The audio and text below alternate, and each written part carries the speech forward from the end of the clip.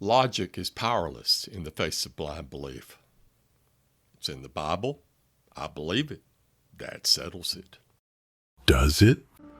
So, like a curious traveler on a quest, we embark upon a journey of information. Stay with us for a ride into knowledge.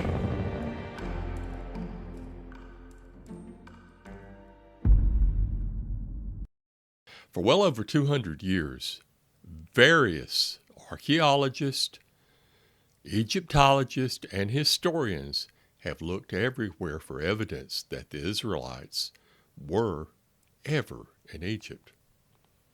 Or for that matter, that they fled from Egypt in a great national exodus. They weren't concerned about the dates. They just wanted to find evidence. But almost regardless of when this epic event might have occurred, they found nothing. Archaeologists even looked for the locations mentioned that they visited during the Exodus. Again. But what they found, quite often, was these places weren't even occupied until much later in the Iron Age. Now finally, they were forced to acknowledge that there was no exodus from Egypt, not at least as portrayed in the Bible. Thus, nearly all biblical scholars now say that the Exodus story really is a national foundational myth. It did not and could not have happened as it was described in the Hebrew text. So, if the Exodus didn't happen as described in the Bible, it logically follows that the figure of Moses, as depicted leading the Israelites out of Egypt, would be considered a myth as well. Many scholars and archaeologists, while acknowledging the possibility of some historical basis, find little to no evidence for the biblical Exodus narrative, leading them to view Moses as a legendary or mythical figure. Some scholars suggest that the Exodus story, including the figure of Moses, serves as a foundational myth for the Jewish people, explaining their origins and providing a sense of national identity. This perspective doesn't necessarily negate the possibility of a smaller, less dramatic historical event that may have inspired the story. After the Rosetta Stone was deciphered at the beginning of the 19th century, archaeologists wanted to use this knowledge to read the Egyptian writings from ancient times. They assumed it would corroborate the story of the Exodus from the Bible. But they were very surprised to discover that the Egyptian texts contained no mention of the Israelites or of Moses and the Exodus. At this point, historians began to realize that the Israelites were not in Egypt. There was no Exodus, at least as portrayed in the Bible. This was all confirmed when archaeologists established that the Israelites were rural Canaanites who had never left the Levant in the first place. There were Israelites who did travel and work in Egypt, but certainly not in the large numbers reported to have fled in the biblical account. Most of the recorded Egyptian history revolves around the pharaohs, and most of the interactions with Moses were, according to the Bible story, extremely noteworthy. So you would expect to find such notes of some kind. But we do not find records for any of these events described by the Egyptians whatsoever. None of the pharaohs can singly be associated with all the events described in Exodus, but Ramses is the most common suggestion, if for no other reason than the duration of his reign. But we don't know. There is now an effort to say the story is a fact based on another group's telling of their story.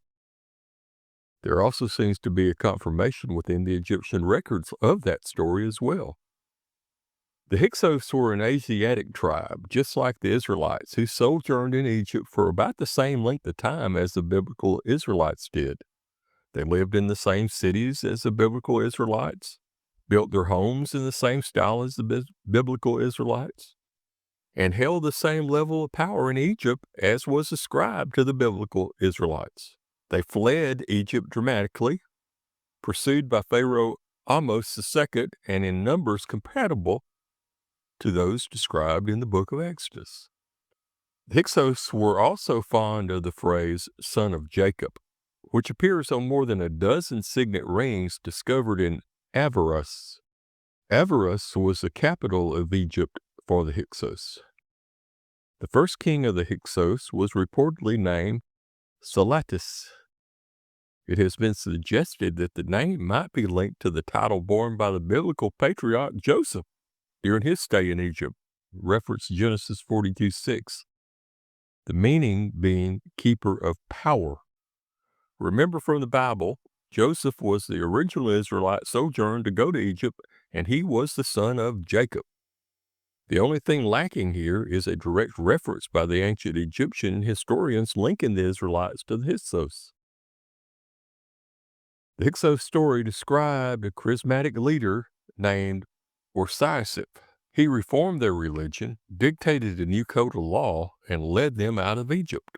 Accordingly, 85% of qualified Egyptologists believe it was likely or very likely that the biblical story of the Exodus was inspired by historical events, and many of them point to the Hyksos.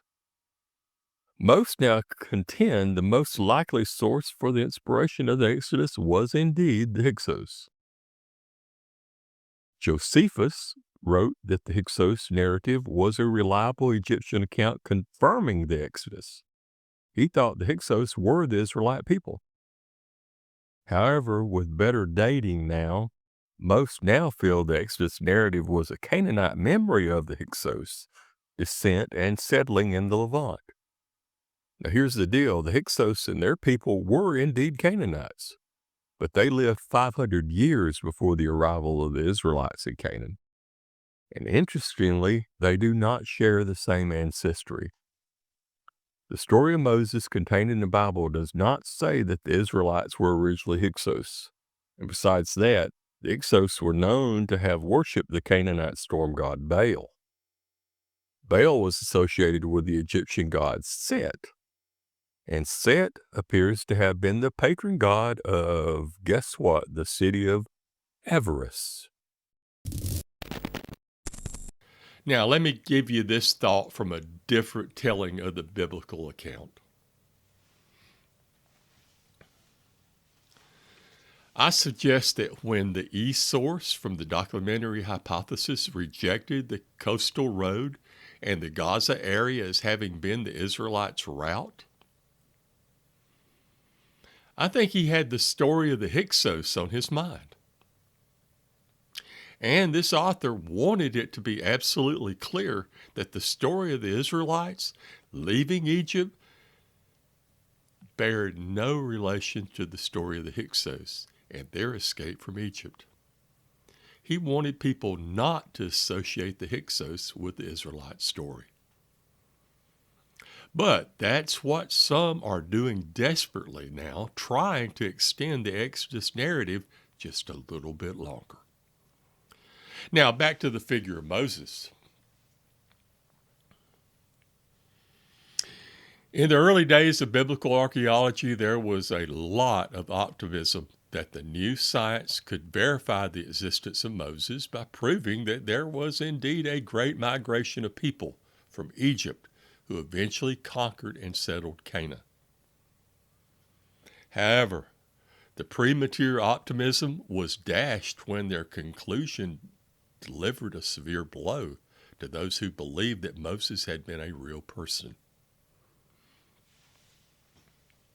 And it just proves the imagination of the authors of the Hebrew text and the gullibility of many of those readers still today. Just more food for thought.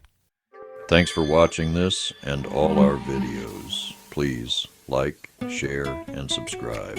And until we meet again, stay curious, fellow travelers, and have a great day.